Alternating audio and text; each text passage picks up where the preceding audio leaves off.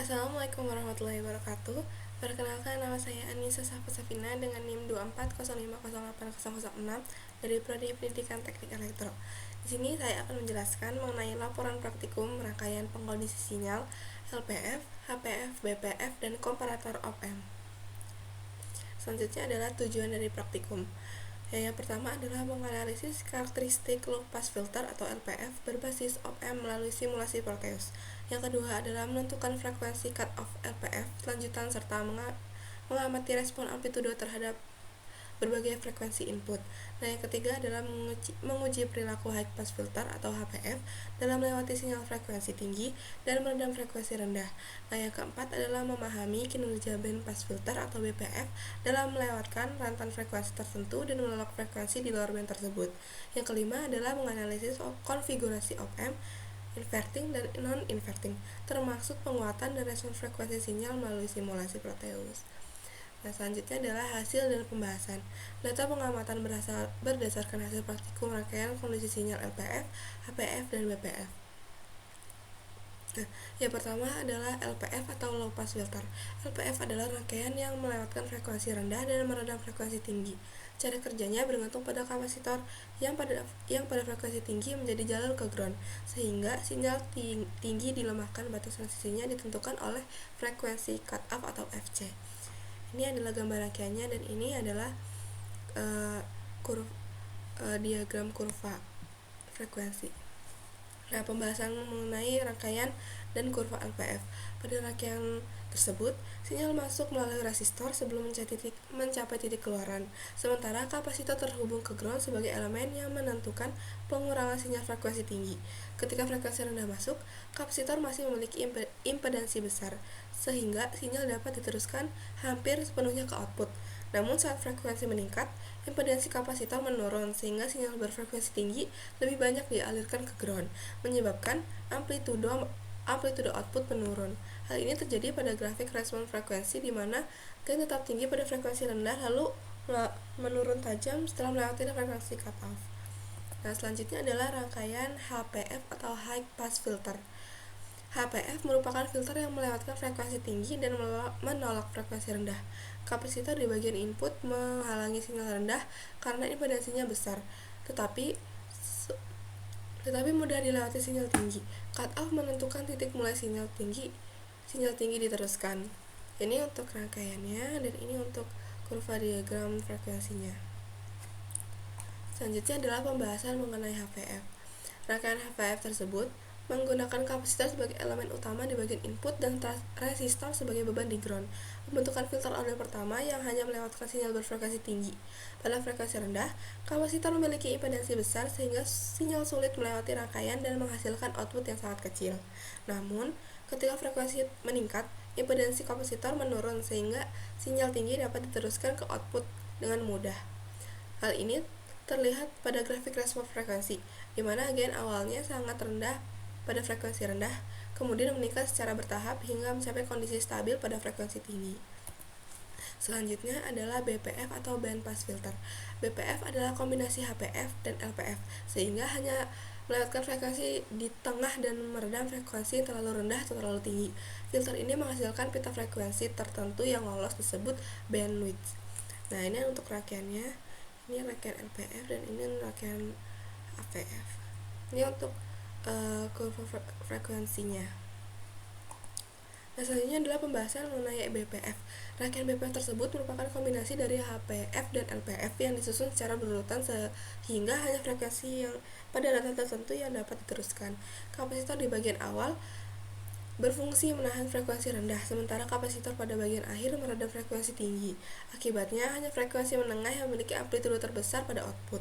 Hal ini terlihat pada grafik respon frekuensi, di mana kurva awalnya naik karena frekuensi rendah tertahan, kemudian mencapai puncak pada frekuensi tengah dan akhirnya menurun kembali saat frekuensi sudah terlalu tinggi.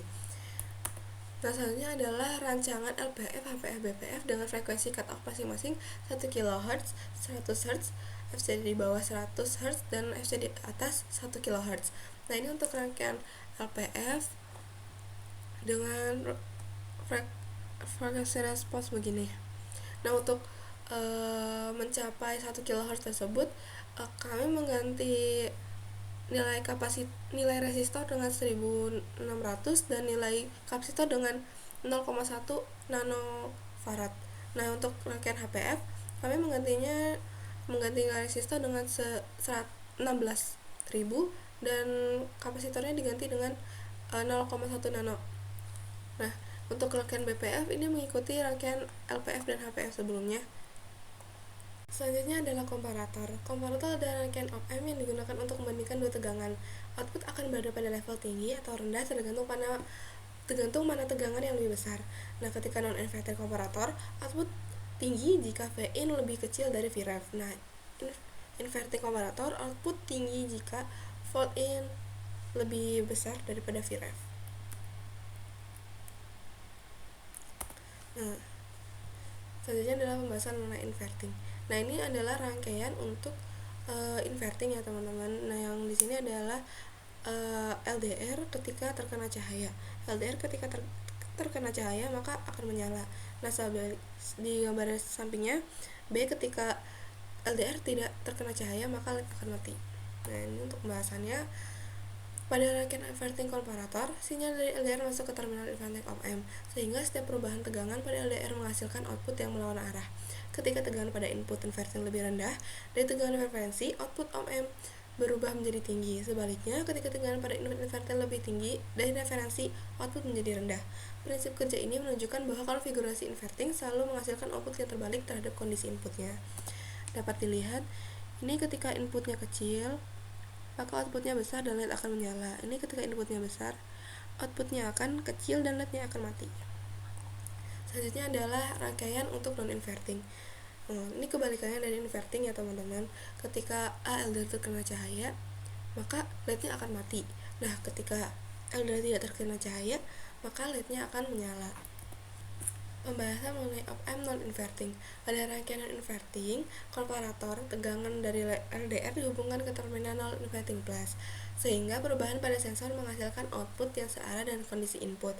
Ketika LDR terkena cahaya dan resistansinya menurun, tegangan pada input non-inverting meningkat dan melewati tegangan referensi, sehingga output op-amp menjadi tinggi dan LED menyala. Sebaliknya, saat LDR tidak terkena cahaya dan resistansinya naik, tegangan input non-inverting turun di bawah referensi, membuat output menjadi rendah dan LED mati.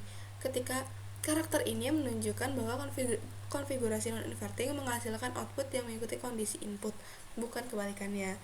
Nah, karakter ini menunjukkan bahwa konfigurasi non-inverting menghasilkan output yang mengikuti kondisi input. Ini dapat dilihat pada ketika tegangan inputnya 0,83, tegangan outputnya 0,45.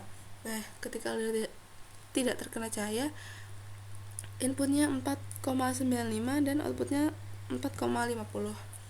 Nah, ini berarti menunjukkan bahwa konfigurasi non-inverting menghasilkan output yang mengikuti kondisi input.